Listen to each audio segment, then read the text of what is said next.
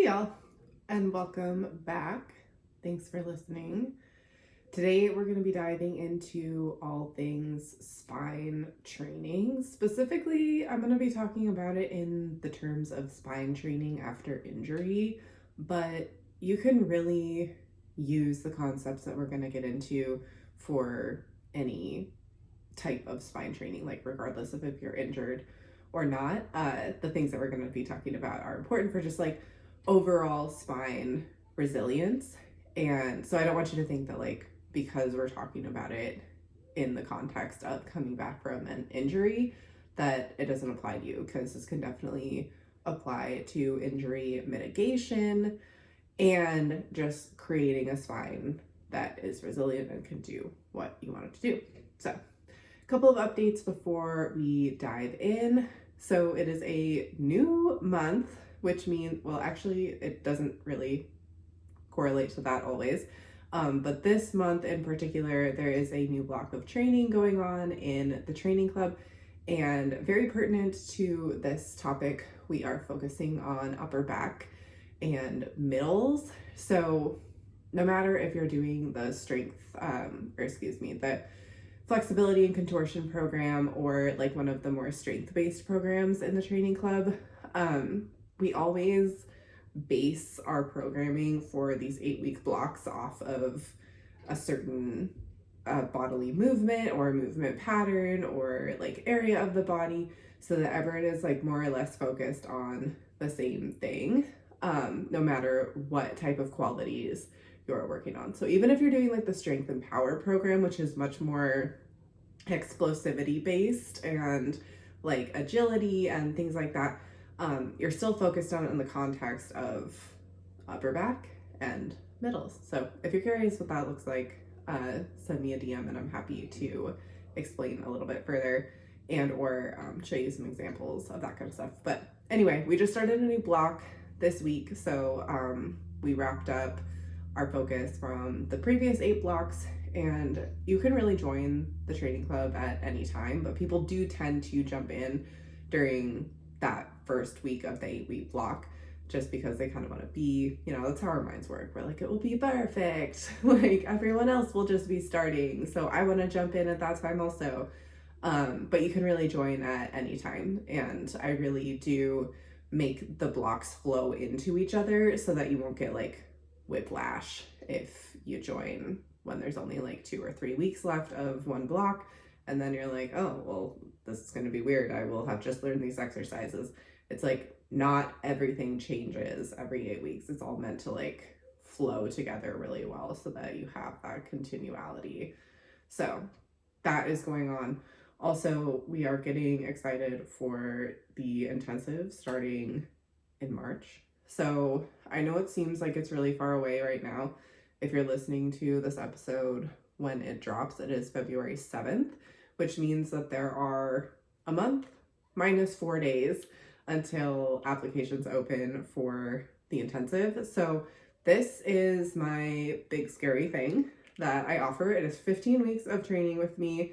It is one-on-one work with me. So everything is completely customized to your needs, including the attention and exercises that you'll be doing in the small group contortion classes on a weekly basis with me. Even though it's in small group, it still is customized to what it is that you're working on. So sorry if I sound a little congested. I am getting over being sick for the second time this season. So we're all just as a society, I feel like, doing our shifts with being sick, and I just did mine for like 7 days and I feel better. Like I'm like back to training and all that, but it's still in me, and it's tough. So I'm sorry if I sound different than I usually do.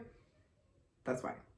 So I'm gonna drop the link to some more details as well as a link to get in on the interest list for the intensive in the show notes. If you're interested at all, I highly recommend just like looking through what the process is like and what the experience is like, and discerning from that if it's right for you. And if you're not sure if it's right for you, send me an email, set up one of those 15-minute vibe check appointments. That is what those appointments are for, is so that we can do a little vibe check before you dive into a program and commit to something if you're not sure. Because I will always tell you, if it's not the right thing for you, I will send you to the right program or the right person, because it doesn't always have to be me. And I would much rather have you end up with the right person and in the right program, than be with me and not be working on something that I would be the best person to help you with. So, I also feel obligated to say, just due to what is going on in the world and with the current administration in the US, that this will always be a place that is designed with people of all genders and backgrounds in mind. And I want you to notice that that is very different than everybody is welcome here. I and the people on my team pride ourselves in approaching everybody from the perspective of, you know what, like, you are a human with your own unique background and your own unique considerations and your own unique expressions. And I think that's really important in working with people and bodies in general, but specifically in the performing arts community and the performing arts industry, because that is like literally the job, is to like have your own unique expression of your body and yourself and your art. And with a lot of the discrimination that's going on around trans athletes with this current administration, it really goes against what, like, one of the big reasons why I do what I do. So I think sometimes people find my account and they're like, oh, like the fitness side of things, like it's gonna be, people just assume certain things when they hear like athletic development and fitness and all that kind of stuff, just due to the culture that, let's face it, tends to surround a lot of those types of communities. So I just feel like I had to explicitly say that, because I never want you to be wondering if you're safe here or if you can talk to me about those kinds of things when you're working with me. And it really is just so mind-blowing to me that that is kind of not the norm in the, like, athletic development and fitness and strength and conditioning industry, because like the whole industry is built upon like recognizing individual needs of individual athletes, and like, can you work with different morphologies and hormone levels and all of those kinds of things. Like that's the job. And then like the second somebody wants to make their own choices about those kinds of things, it's like, oh, whoa, that's too much. And it really just, I don't get it, because like that's the whole job. The whole job is for you to help athletes work around their own individual choices and work around or with their individual morphologies, which everybody has unique expressions of. I was reading a post from Pink Manta Ray, and I will post his I'll post his Instagram in the show notes as well. And he put it really simply and really well, that biodiversity is everywhere. And I think it's really important to note that we see it all the time in nature, and even in cisgender athletes, there are different expressions of different individualized morphologies and biodiverse expressions of just not even like gender, but just bodies in general. Michael Phelps is the big example of, he's got like webbed toes. He has more tissue between his toes than other athletes do. That gives him a slight advantage to be able to better propel himself through the water. And it's just so crazy how we can accept things like that. But then the second it comes to having trans women or non-binary athletes in women's sports, everyone suddenly cannot remember what biodiversity is or what individual morphologies are like. And so anyway, that is my rant about that. Sometimes I just feel obligated to state that stuff really clearly. One, because I know there's a lot of new listeners to the podcast, so hello, welcome. I'm so excited that you are here. And I just never want you to be wondering those kinds of things. So, okay, moving on to today's topic, talking about spine training after injury. So there's a couple of keys to thinking about spine training after injury and just spine training in general. And that first thing is going to be articular movement strength, and I'll get into a little bit more about what exactly that means.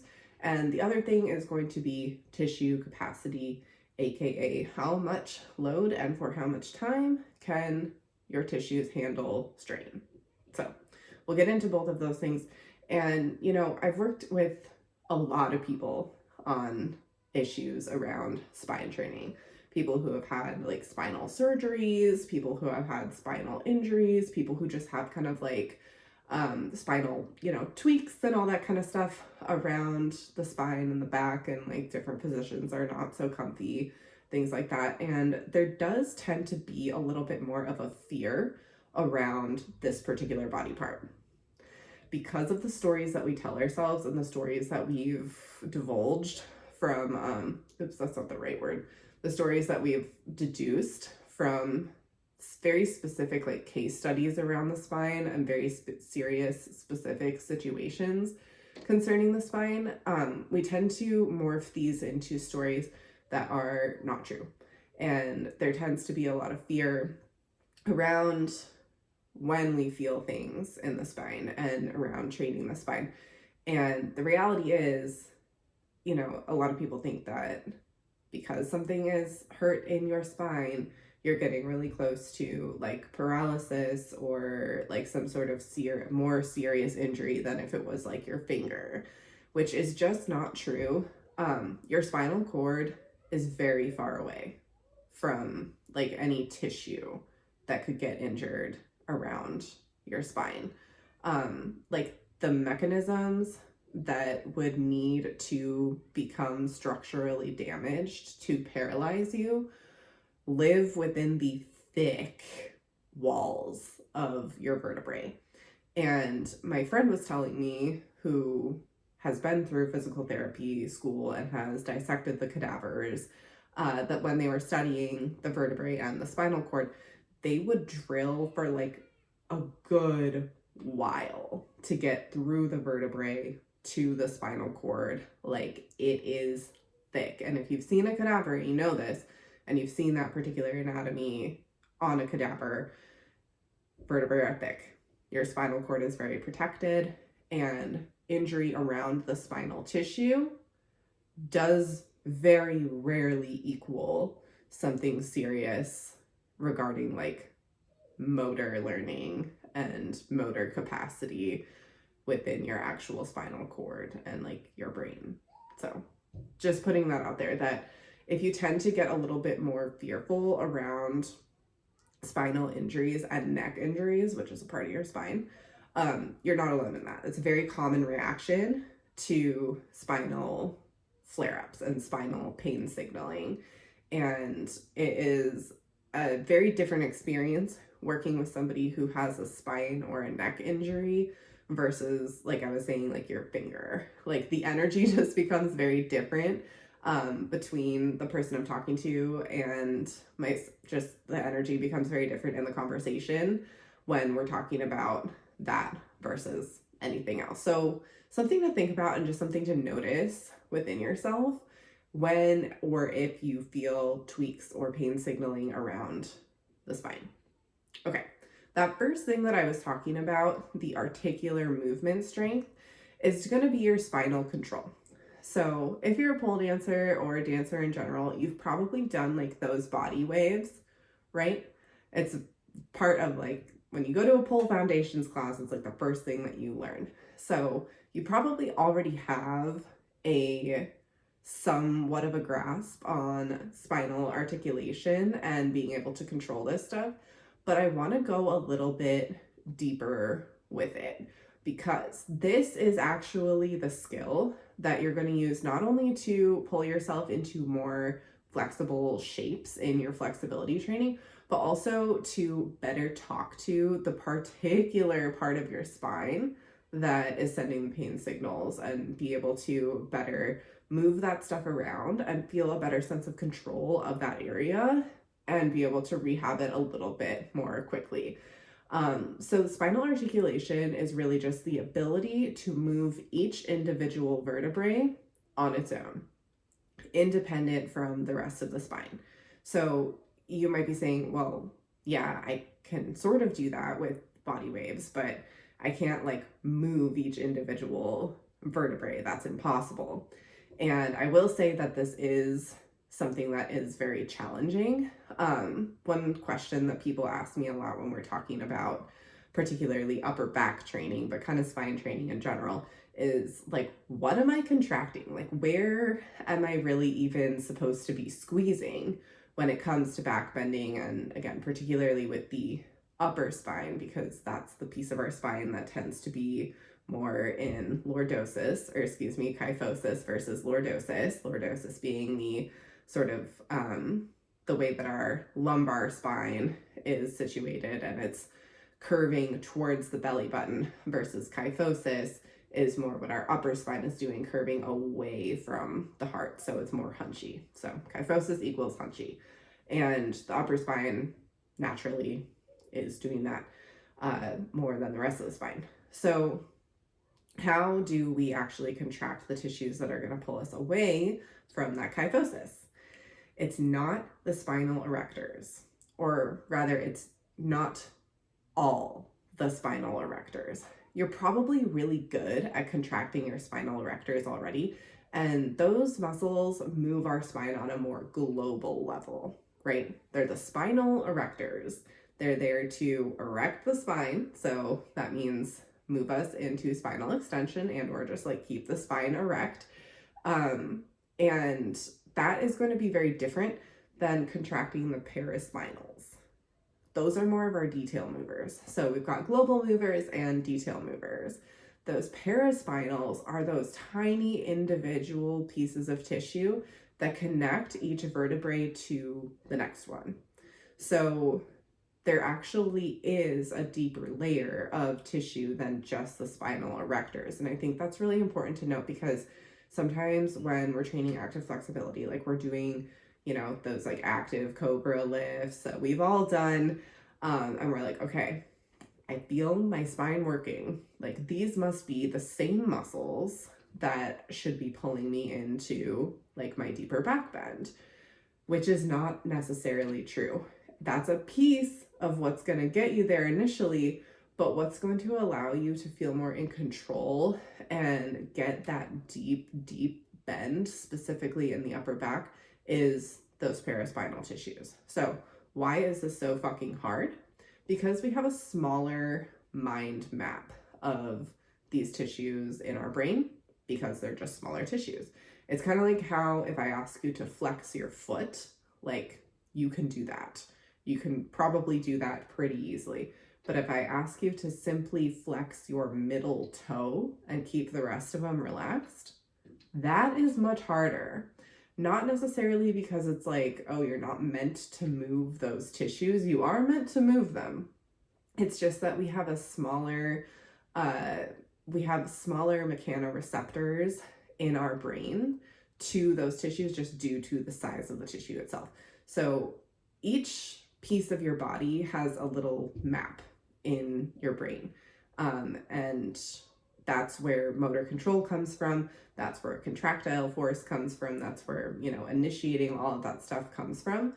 And the smaller the tissue, the smaller the mind map, and the more you're going to have to work to train your mind muscle connection to those smaller tissues. So this is the thing that's going to help us extend into our flexibility shapes, but it's also the thing that's going to help us feel a little bit more in control when we're working with injury. So when we're working with injury, one of the first things that you want to ask yourself is, can I move the vertebrae that's sending the pain signals on an individual basis? Like, am I actually able to contract and move that vertebrae forward in space and backward in space? You can do this from a cat cow. You can do this seated on your heels. You can do this sitting in a chair. It's really just, can I move it back and forth? Like, do I have individuated control over that vertebrae? Because that is what's going to allow us to actually have control of and contract the tissues that are sending us the pain signals in the first place. There are more detailed things that can be going on, you know, like nerve sensitivity and disc stuff and all that kind of thing. And this is actually going to be a part of that process when we're working with situations like that. But I'm talking about specifically like the bone and tissue, like those structures in this particular example. So the first thing that we want to be asking ourselves when we get pain signaling from the spine is, can I move that vertebrae on an individual basis? Because that's what's going to allow you to get that contractile feeling through those tissues. And that's what sends a lot of those safety signals to the brain. Like, we've all had like rotator cuff stuff probably at one point in our life. If you're a pole dancer, you've probably had some sort of shoulder pain at one point in your life. And, you know, you move the shoulder around, like you're trying to feel, you know, okay, what exactly is sending me these pain signals? And then you do the banded stuff and you're like, oh, I actually feel a lot better just from doing those little like banded, you know, we've all done it, the TheraBand looped around the pole, and you contract through your rotator cuff and move your humerus into external rotation and then back to neutral, those exercises. The reason that helps your rotator cuff feel better initially is because the contraction of the tissue is sending safety signals to your brain, like, hey, we got this, we're in control. There's no need to continue sending me pain signals. I'm not going to accidentally load this tissue again. I'm not going to accidentally put this tissue in a position that is painful, that you don't like, that we don't own, right? It's one of the things that can cause these pain signals to occur is it's our brain sending us signals like, hey, you're in a position that I don't really feel safe in, and I'm just trying to let you know that you need a little bit more control here. That's what pain signals are. And most of the time it is not structural. Like, so much of the time it is not structural. It's simply just a nervous system response to the position and the load. So this is where the individuation comes in, like, so clutch for just even like beginning getting a little bit of relief when we get those twinges and pain signals from the spine. Is just being able to send it that like, hey, I hear you, I acknowledge what you're saying, we got this. We do have some contractile control around this vertebrae, so I'm just going to do that for you so that you know. The next thing that we want to think about when we're thinking about the spine and spinal resilience is tissue capacity. So this is how much load can the tissues handle and for how long. So a lot of times when we think about loading the spine, I think we're kind of like moving past this a little bit. But there's a lot of like fear around moving the spine, particularly in flexion. And there's a lot of back and forth on if this is safe, should we do this? And just like with anything, it's like you do it gradually, right? If you're not used to loading the spine in flexion, you're not going to start out with a 50-pound kettlebell doing a Jefferson curl. Like that, so much of this stuff can just be deduced down to like being reasonable, right? Just being reasonable about the ramping up process of like, am I used to doing this? Like, are these tissues used to doing this? And how can I slowly build trust with these tissues and these vertebrae doing it? So with loading and flexion, sometimes that's just going to take place initially with body weight. Like we're just bringing ourselves into a spinal flexion position and just like rolling up and practicing the individuation of those vertebrae, but now it's loaded with our body weight. And then of course, later on, we can always grab the kettlebell, the dumbbell, and load that spinal flexion to expose our tissues to a little bit more load and increase their tissue capacity. And then this is going to help us have a little bit more movement options for positions that are potentially painful for the spine when we're bent over. So we can also do this with spinal extension. So this is where we start to talk about like pain in back bends, right? Because it's pretty much never going to be unloaded. Like even when you're in, say, like a cobra and you're not sending a lot of your body weight into like backwards into the back bend and onto the spine, you're still loaded in a way. So when we're loading an extension, we're usually just using our body weight. I rarely have had a situation, I don't think I've ever had a situation where, actually no, I have had one specific situation where I added some external load for somebody for loading the spine in extension, which, you know, it's mostly just that it's not useful for everybody. It wasn't like, oh, this person had a special body in a special situation. It was more just like you mostly just don't really need to do that. But what this looks like essentially for a lot of the time is one, just doing the back bends. Like simply doing back bends is a way to load in spinal extension. You can get a little bit more controlled with it and do things like, well, I'll tell you about the loaded example, is like we can be hinged over and doing spinal undulation work like into spinal extension while holding on to kettlebells like in a double arm down position and like working against the load in that way. This person just like wanted to work on spinal strength. Like that was like their main goal. They just like wanted to get super, super strong in their spine because that was what they wanted to do. I don't ask those kinds of questions about why you want to do that. So we just did it. But a lot of people aren't going to need that because simply working on like contortion tricks is going to be a lot of load to the spine, specifically when we're talking about like waterfalls and hanging back bends and things like that. Like that is ultimate load to the spine.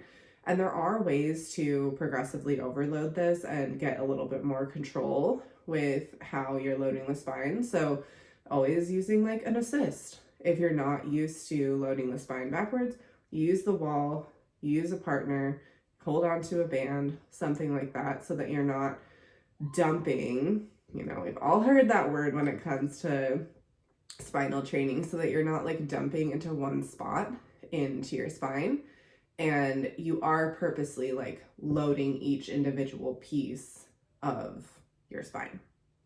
Now, this all comes together when we're talking about contortion tricks and shapes, and even shapes like in your movement art, because the goal when we're talking about these shapes is to have control through the individual vertebrae and load evenly throughout the spine.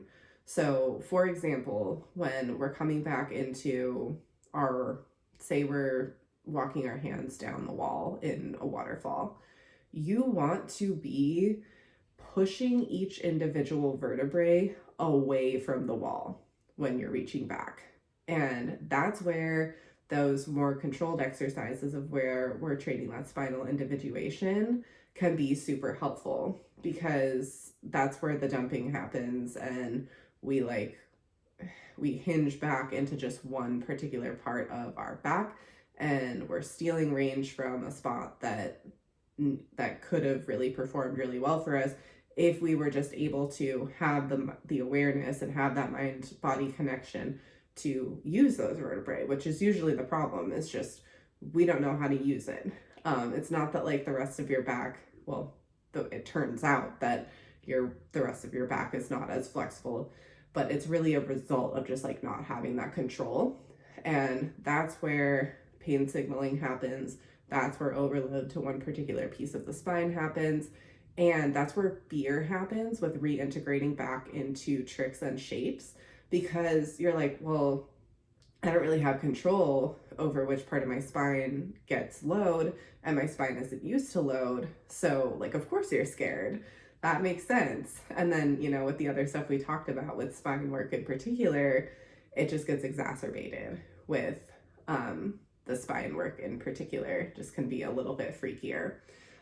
So that's why my first question is, can you just control that individual part of your spine? And then the next piece, when we're integrating back into skills and shapes and more extreme positions, is okay, now control it in the shape. Now, like, use your mind-body connection to take on the load mindfully, gradually into that individual vertebrae. So, another thing that I will say about this process is that a lot of it is just exposing these vertebrae and the surrounding tissues to different positions. I worked with somebody once who was coming out of a spinal surgery. Like, she had a couple different spinal surgeries, and a lot of our training strategy was just like exposing the vertebrae to different positions. Are there underlying complexities to the situation? For sure. And those underlying complexities lie in her individual tolerance, which she would tell me about, like via just verbal feedback, to like, how are these positions feeling? What are you feeling?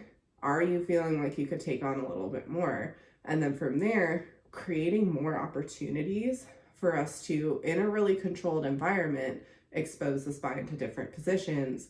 And then this is where like sport-specific periodization comes in, taper off of that strength training and that positional training and start to show her gains where to go on the pole, which is how we do it in the intensive. Intensive is a great container for folks who have situations like this. And that example was from the intensive, because you do get that really specified one-on-one individual attention and an individualized plan, where we can get a really controlled environment to strengthen whatever it is that you need to strengthen, and then create, again, a controlled environment for having that skill integration and actually like using your gains in skills and shapes and things like that. So, all right, y'all, I hope this was helpful in illuminating some of these things with spinal training that tends to get missed. Just like a little summary here of what we talked about.